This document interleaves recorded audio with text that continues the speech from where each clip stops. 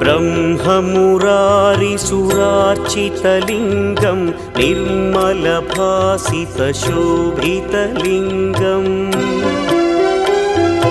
जन्मजदुःखविनाशकलिङ्गं तत्प्रणमामि सदा शिवलिङ्गम् देवमुनिप्रवरार्चितलिङ्गं कामदहन करुणाकरलिङ्गम्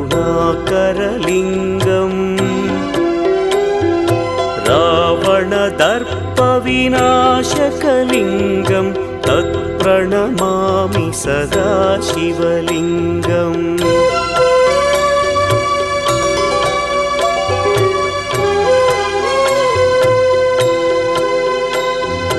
सर्वसुगन्धसुलेपितलिङ्गं